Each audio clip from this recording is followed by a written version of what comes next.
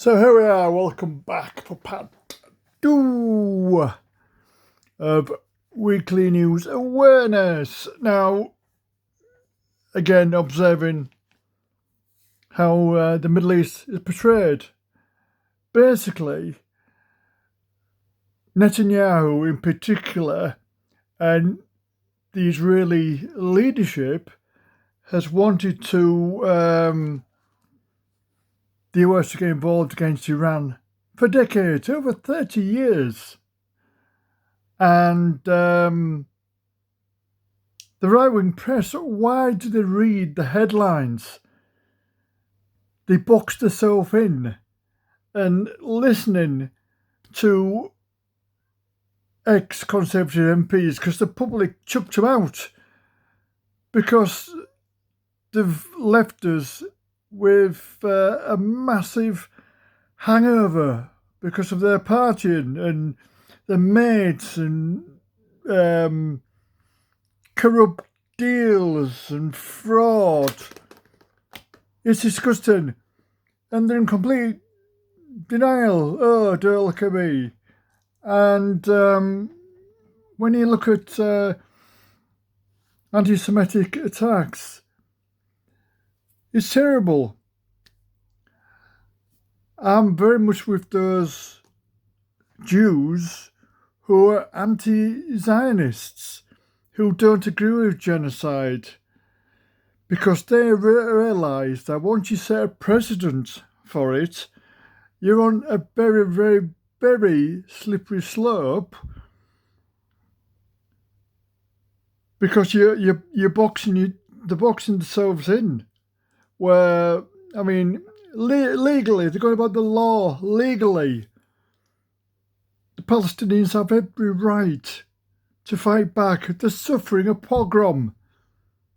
Not made up, not insinuated, an actual pogrom where there's deaths.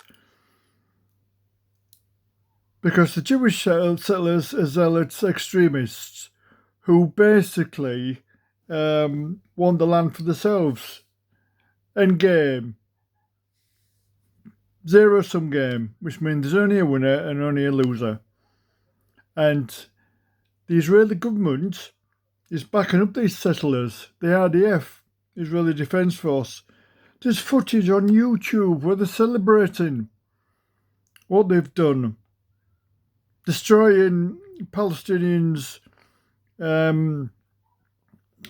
olive trees, and setting fire to buildings and cars. And because this is swept under the carpet, so to say, and omitted from our conversation, I mean, it makes a complete laughing stock of our media and the Western morals and ethics, and totally delegitimizes and disregards what's happening, all of history. You know, what goes around comes around, and there'll come a time where America will be top dog. And what will be the so-called blowback? It's already bad enough from Afghanistan and Iraq.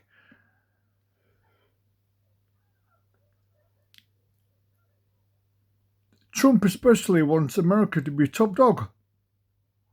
He wants it all. Same as Netanyahu wants not only the land of Israel, but the whole region. Wants Israel to be top dog. And they don't care who they crush, what laws they break. And what does this tell other countries what they can do? Because you can't cherry pick. And unfortunately, day after day, week after week, there's no mention. There's very little mention. I mean, because of the war against Iran, where there's very little ambiguity. Most commentators want the Iranian regime destroyed. Any opposition to America and Israel destroyed. End of story. Now looking at the causes, the history. Trump and occasionally gets a slap on the wrist, or Netanyahu, the highest court in the land,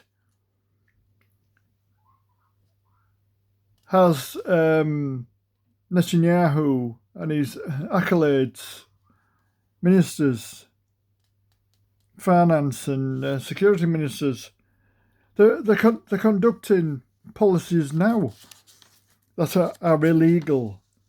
They've targeted hospitals. Where are the Jews who had felt and are passionate?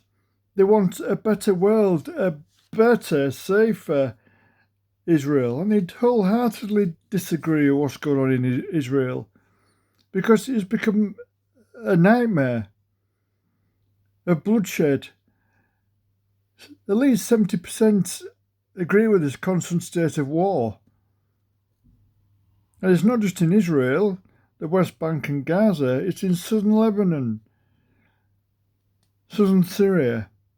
And the reason why I go on, because other commentators don't. And the fact that they don't makes the end of the state of Israel as a nation all that closer to not existing.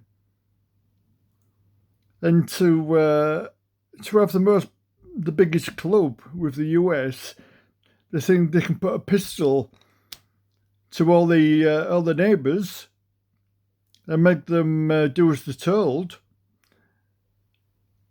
and just being in opposition to genocide. Very little is what's happening on the ground, and because this is biased and unfair coverage, you don't get a clear understanding of what the situation is, and things will only deteriorate. And when they go on about it's happening abroad, don't affect us here. Well, I'll say that to Pakistani community, Indian Hindu community. That was also said about 80s South Africa against apartheid. Apartheid definitely exists in Israel and will continue to create fissures and tensions and hatred. How can they not be hate when they see your family wiped out? Children, mothers, journalists. And this is what we have to think about. Most important thing is look at more than one source. Read around. Right, so that's end part 2. Final part coming soon.